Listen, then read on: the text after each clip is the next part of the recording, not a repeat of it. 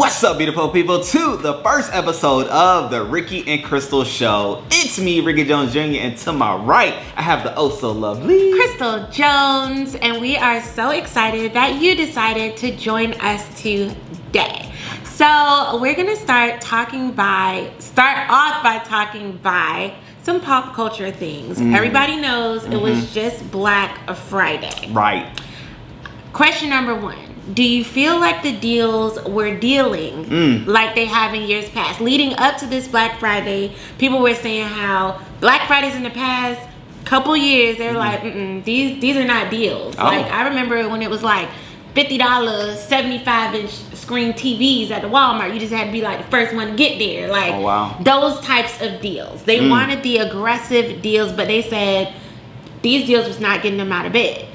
Do you even feel like the deals were dealing? Did you buy anything for Black Friday? No. Okay. I have done the Black Friday thing in the beginning when it was a thing. I rushed into stores at the opening of stores and did the whole mad dash, and I realized that's not for me. Right. I don't like crowds, I don't like chaos, and I don't like catastrophes, okay? And being out there in the midst of Black Friday deals and sales and stores, that's what you're gonna come across. It's interesting you say you don't like chaos, but you like shopping at Walmart. I love shopping at Walmart. Is that a contradiction? No, because Walmart doesn't have chaos. Walmart has intricacies of shoppers that are entertaining while you get to shop. And so that's one of the reasons why I love Walmart. However, I will say, and you bringing this up, I did my research. Okay. And I found that people just globally spent the most money they've ever spent before on Black Friday. Really? So even though there wasn't deals, it was still money being spent. Upwards of $11.8 billion. Wow. So somebody's spending something. So then maybe they were, even if the deals weren't as good as they used to be, maybe they were at least tempting enough. I'm not gonna lie, I bought something. What did you get? So I got two somethings. Because it was buy one, get one free. No, I got two candles from the at-home store. They were two for $12. Normally they are $10 or $11 each. So that's actually a good deal.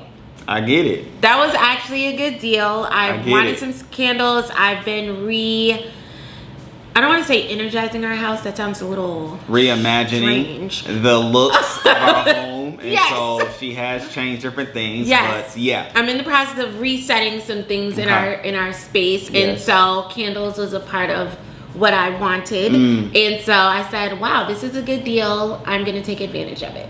Okay. I did get one other thing, and it was some skincare.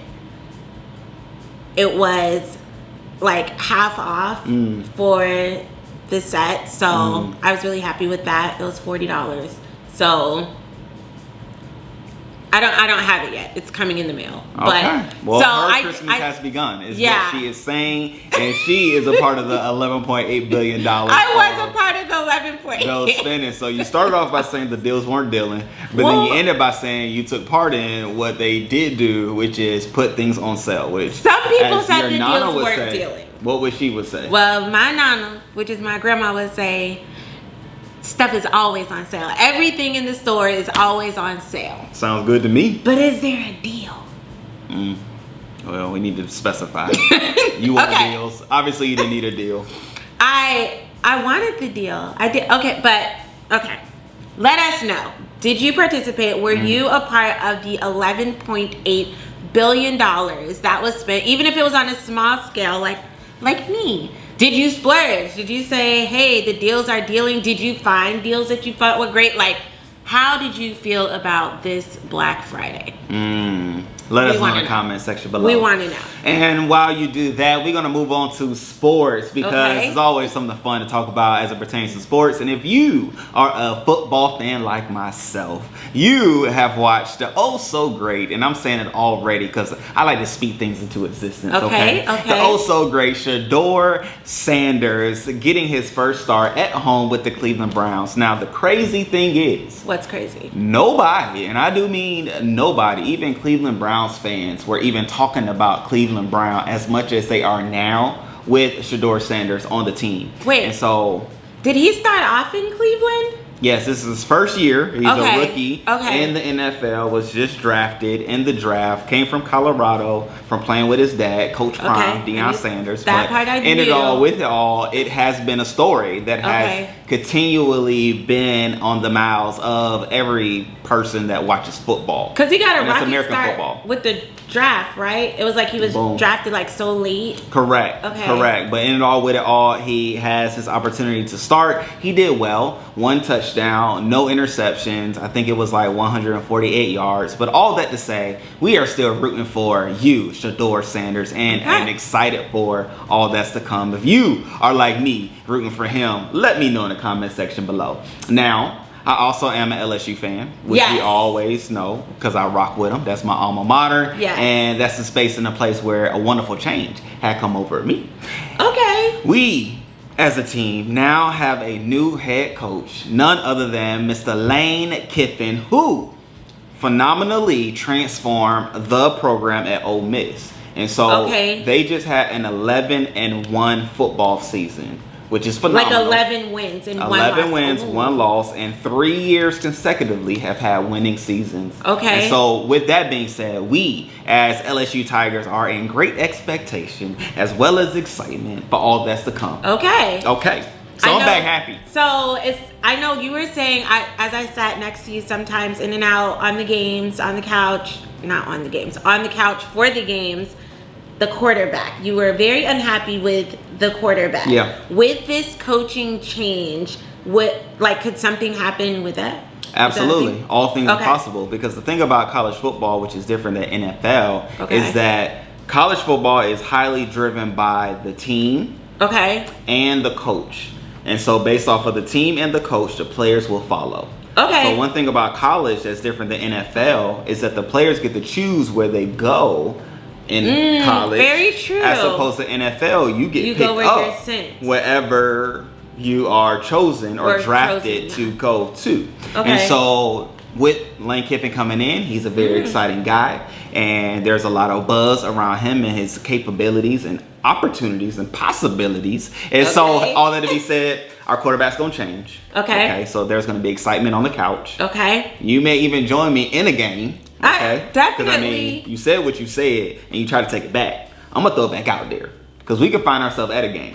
No, I've been wanting to go to a game. That's what I'm saying. Since we've been married, I've been wanting to go visit your alma mater with That's what I'm saying. All right. So now we have another reason to do so. But fun times, good times, as it pertains to sports. Yes. There's 2 great things that I'm excited for that I think you should be too. Well, as we round out sports, I want to jump back into some of the holiday things. As it pertains to food.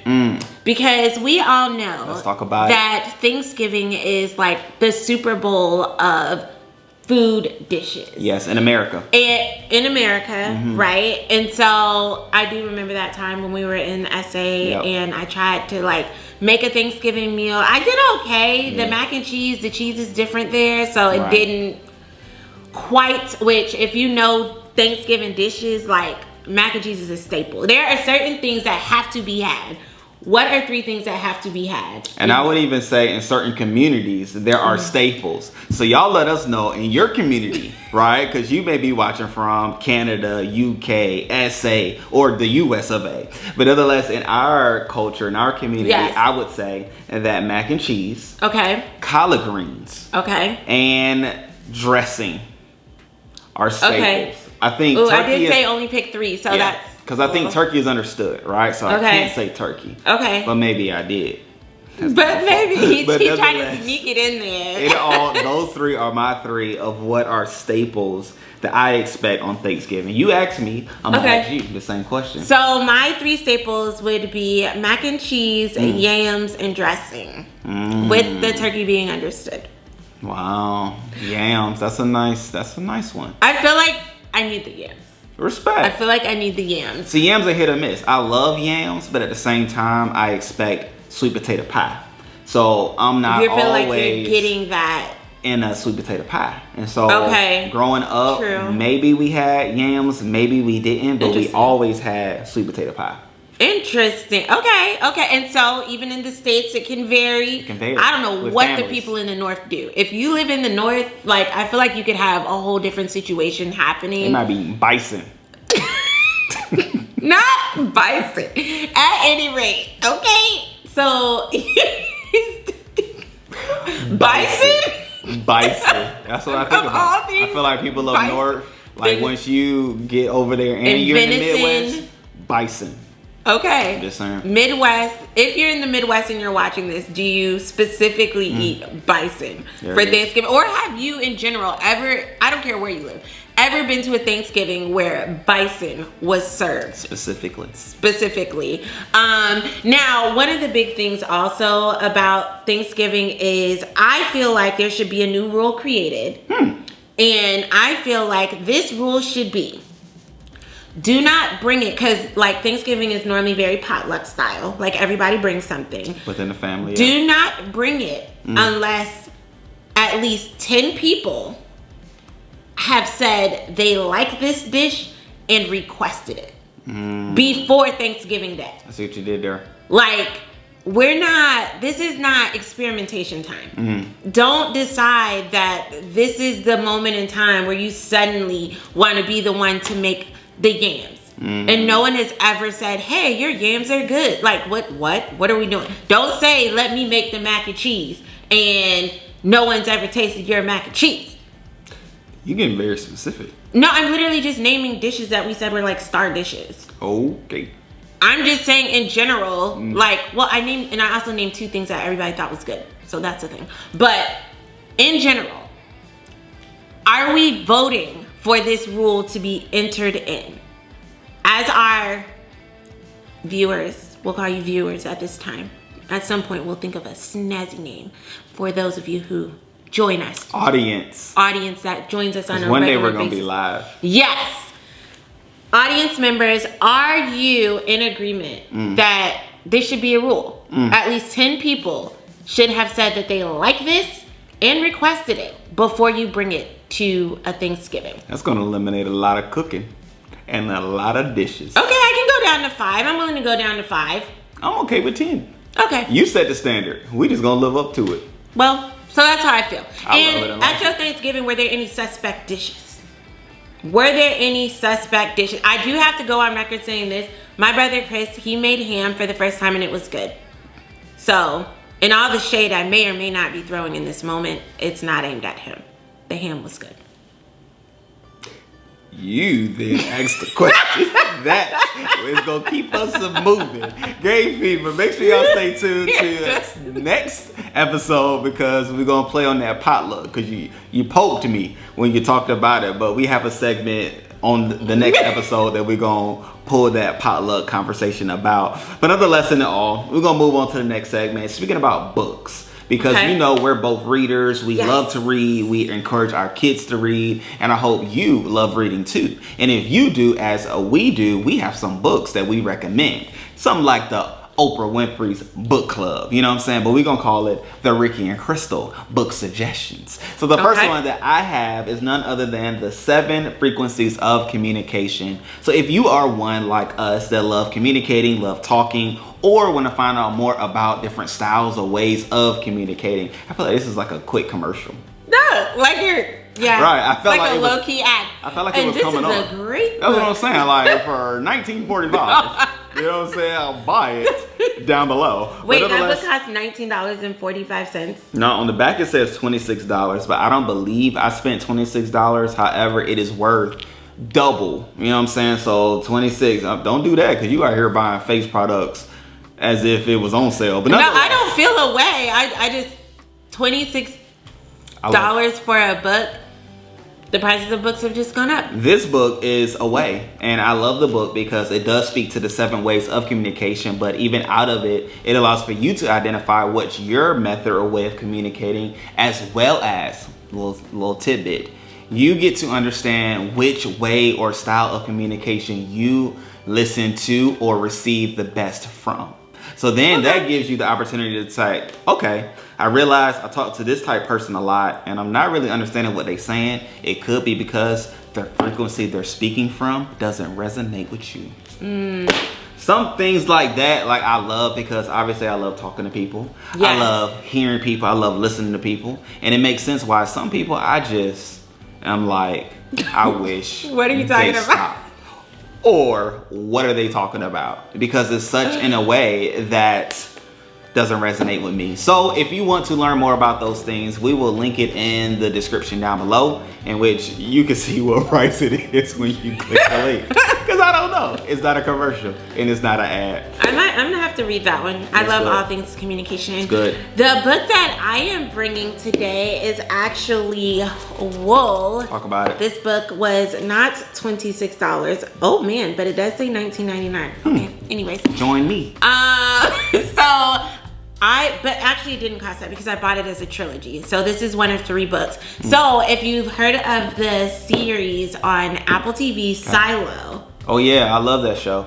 That is what this trilogy of books is based off of. Oh, wow. This is book 1. So it's kind of like season 1, you could say. That's what I was going I'm not completely through it. I am making my way through it. Obviously it's a thick book, still gotta go to work and all things. But this is a very enjoyable read. It is a fiction book. I love to read for not only learning, but also for enjoyment. And so, yeah, I would definitely suggest it. If you fear large books, don't start here. However, if you want to venture into reading larger books, this would be a great place to start because it's very engaging. I feel myself continuing to turn the pages and not wanting to put it down. I love that. And I love that you said it that way, because I know when I read the book from the movie when it was like Catching Fire, Hunger Games. Oh, okay. When I read that book, I was like, oh snap, like what's in the book is somewhat different than what was in the movie. And so keep those things in mind as you read books that are in line with shows or movies that you've seen. Yeah. So that speaks to the book side of things. And so I feel like books segue great into our next topic because books take you places outside of where you are, and our next topic is places to go. And so we were thinking, what would be the best place to tell people they should visit in our first episode? Okay. And I said, oh my gosh, it has to be Vegas. Because we got married in Vegas. We did. We did 11 years ago. 11 years ago. Yeah, going on 12 very soon. True. Really like 11 and a half. Okay, that'll if work. we're counting in halves. If we're counting in halves. Or we can count in years. But nonetheless, yes. For sure. At a good time, like we used to go almost yearly. And not even to do all the different shows or all the gambling and things like that. Vegas gives you opportunities to see and explore things that you usually wouldn't see. Yeah. All right, so you can go there and get a taste of New York, get a taste of Egypt, get a taste of Paris, and the list goes on. And so it's a good space to visualize, to have good vision sessions, or be able to see things that you usually don't see, but also get some time to like spend with those that you love. Yes, and I know I love Vegas because I love food. I'm a foodie. And so I find that we're always able to try different places to eat when we go. No matter how many times we've gone, I can always find a place to go eat. Even though I love going to the Wicked Spoon buffet. You do. Specifically. You do. And so it's funny because Ricky's not a big buffet person. He's like, it's too much food. But I'm like, it's the proper amount of food. Huh. And so those are some of the things that we like to do. We do like to catch a show or two. I love when I can find like a magic show. Ricky likes magic. And so there's actually a wide scope of things that you can do when you're out in Vegas. Like Ricky said, it's not just for gambling or, I don't know, clubbing or something. When we go out, we always have fun. We find great rest. Also, we just kind of relax in the hotel, take nice long walks and things like that. And so you don't have a choice. Like, you think hotels are just one to the next. It's just the next block. It looks like it, but no. 500 days later. What? It's so many steps. 300 kilometers later. You gonna burn calories. Oh, for sure. And there's this soul food restaurant I love to get too, the chicken and waffles, and it has fried catfish, it has Kool-Aid, mac and cheese, collard greens. Like, it's amazing. So all that to say, Vegas does have a variety of things to do, especially to eat. So it hits different buckets that we like. It definitely does. I would say if you haven't had Vegas on your list before, you should definitely put it there so you can check it out. If you've been before, try a new hotel that you haven't been to. Ricky and I have stayed at probably at least 7 hotels on the Strip, at least. My favorite is still, what's the one, the Vatican?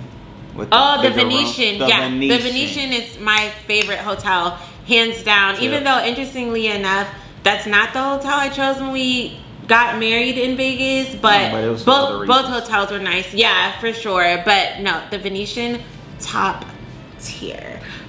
But as we round out places to go, I know we're going to round out today's show with a word from you. Yes, would you love to always have a word of inspiration, because that is who we are and that is what we look to give each and every time people come in contact with our videos. And so the word I would like to use for today is perseverance. And so with that being said, no matter what is going on in your life, no matter what things or temptations or trials that are before you, or in other words, what hard things or what circumstances or obstacles that are in your way, keep going. If you set a goal, if you set something that you want to do or that you want to accomplish, push past the obstacles, because when you do, you will then be able to walk into all that, one, God has designed for you, but then 2, into another dimension and realizing what you're able to accomplish. Because oftentimes we find ourselves delayed or denied or prohibited